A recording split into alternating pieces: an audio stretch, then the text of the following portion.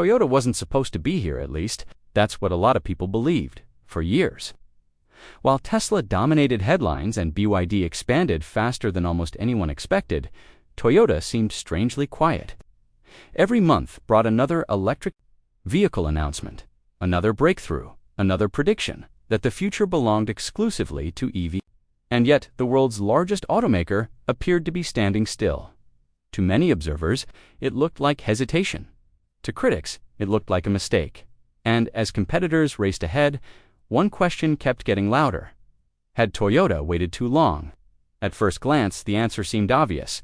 Tesla was becoming the face of electric transportation. BYD was flooding markets with increasingly affordable models. Governments around the world were pushing electrification faster than ever. The momentum was impossible to ignore. Meanwhile, Toyota continued talking about hybrids. Not fully electric vehicles, not revolutionary software, not self-driving technology. Hybrids too, some people. That sounded like a company stuck in the past. But what if that wasn't the real story?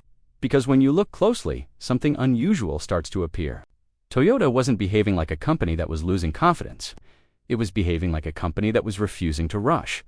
And those are two very different things. For decades, Toyota built its reputation on a simple promise: reliability, not excitement, not hype. Reliability. People bought Toyota vehicles because they expected them to start every morning, survive hundreds of thousands of miles, and create fewer surprises than almost anything else on the road. That reputation wasn't built overnight. It was built over generations, which created a problem. The moment Toyota entered the EV market, expectations would be different. Customers wouldn't compare Toyota to Toyota. They would compare Toyota to every electric vehicle already available. And if Toyota launched too early and failed, the damage would be far greater. Then simply releasing a bad car, it could damage decades of trust. That's why what happened next becomes much more interesting. While competitors focused on winning the current race, Toyota appeared to be studying a different one entirely. The company looked at charging infrastructure across the world and saw limitations. It looked at battery technology and saw unanswered questions. It looked at customer behavior and noticed something many enthusiasts ignored. Most drivers still wanted convenience. Most drivers still worried about range. Most drivers still didn't have easy access to charging. And instead of forcing customers into a future they weren't fully prepared for, Toyota chose a slower path, a path many people misunderstood. The company doubled down on hybrids, not because it couldn't build EVs, because it believed hybrids could act as a bridge, a transition, a way to familiarize millions of drivers with electrification without requiring them to completely change their lives. At the time, that strategy looked conservative. Today, it looks far more calculated, because while everyone was debating whether Toyota had fallen behind, the company was quietly preparing its next move. And that move arrived in the form of a vehicle that immediately sparked discussion throughout the industry: the 2026 Toyota Crevon Paper. It looked like another entry into a crowded market, another electric SUV, another attempt to challenge Tesla, another competitor entering an already intense battle. But the deeper you looked, the more interesting the story became. The Crev wasn't trying to be the cheapest EV. It wasn't trying to be the fastest. It wasn't trying to shock the world. Instead, Toyota appeared to be asking a different question. What if an EV could win by being dependable? At roughly $1,000. The CHR-EV entered one of the most competitive segments in the industry. Every decision mattered. Every feature would be scrutinized. Every comparison would be inevitable. Toyota knew exactly what it was walking into, and that is where the story starts to get uncomfortable for its competitors. Because Toyota didn't enter cautiously, it entered strategically. Dual motors. Standard all-wheel drive, modern styling, a technology-focused cabin, competitive range, fast charging. The package wasn't designed to dominate one category. It was designed to avoid major weaknesses, and that difference matters. Because while some manufacturers chase headlines, Toyota has historically chased balance. The kind of balance that makes ownership easier years after the excitement disappears. Still, none of that answered the biggest question. Would it be enough? Because this market isn't just crowded. It's ruthless. Tesla continues to dominate conversations about software and charging infrastructure. Its vehicles receive updates long after purchase. Its ecosystem remains one of the strongest in the industry. BYD continues expanding aggressively, pushing prices lower while improving technology faster than many analysts predicted. Neither company planned on making life easy for newcomers, especially not one carrying expectations as large as Toyota's. Yet Toyota seemed comfortable with that challenge, and the reason may have less to do with the vehicle itself than what's hidden underneath it. The battery. Most consumers focus on design, acceleration, and screens. Automakers focus on batteries, because batteries determine almost everything: range, charging, speed, weight, cost, long-term reliability, and perhaps most importantly, future competitiveness. Toyota's decision here was surprisingly cautious.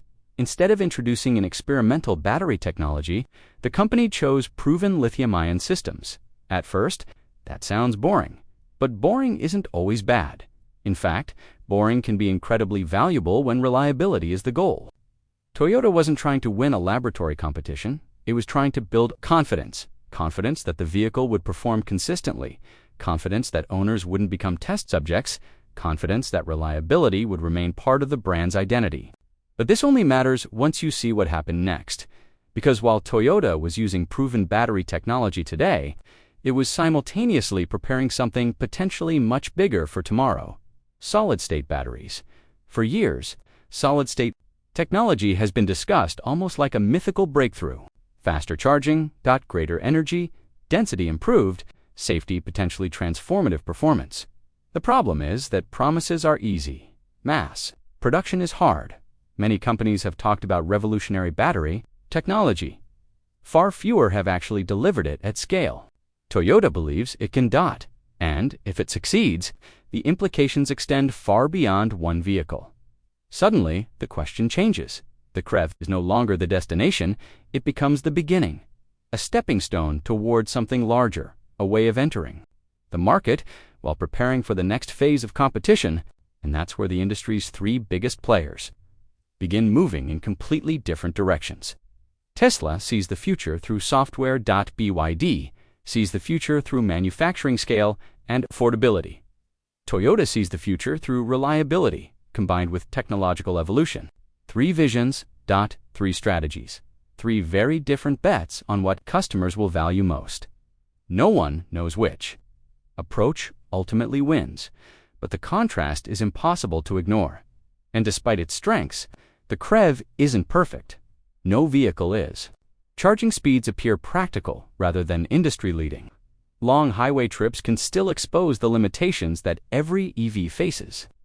Software enthusiasts may find Tesla's ecosystem more advanced, and additional weight from dual motors and all-wheel drive inevitably creates compromises. Toyota isn't hiding those realities in some ways. Acknowledging them strengthens its position, because customers increasingly recognize the difference between marketing and reality. The companies that earn trust are often the companies willing to discuss limitations openly, and trust remains Toyota's most powerful asset. That asset becomes even more important when considering what happens over the next decade. The automotive industry isn't simply transitioning from gasoline to electricity. It's deciding what transportation will look like for generations. Will software become the primary differentiator? Will battery breakthroughs completely reshape competition? Will affordability determine the winners? Or will reliability remain the factor that ultimately matters most? Toyota appears unwilling to bet everything on a single answer. That's why it continues investing in hybrids, why it continues exploring hydrogen, why it continues developing EVs, why it continues researching solid-state batteries. To some observers, that looks unfocused.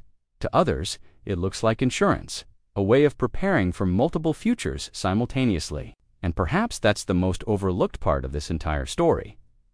People often assume the fastest company wins. History doesn't always agree. Sometimes the winner is the company that understands when to move fast and when to wait. The company that recognizes the difference between momentum and timing. The company that refuses to confuse noise with progress. For years, Toyota's patience was interpreted as weakness. Now the industry is beginning to wonder whether it was something else entirely. Because if solid-state batteries arrive, if large-scale production succeeds, if reliability remains as important as it has been for decades, then the story of Toyota's EV journey may not be about arriving late. It may be about arriving at exactly the moment the next chapter begins. And that's what makes the CREV so fascinating. Not because it proves Toyota has already won, not because it guarantees future success, but because it forces a question that nobody can answer yet. When history looks back at this moment, will Toyota be remembered as the company that missed the electric revolution?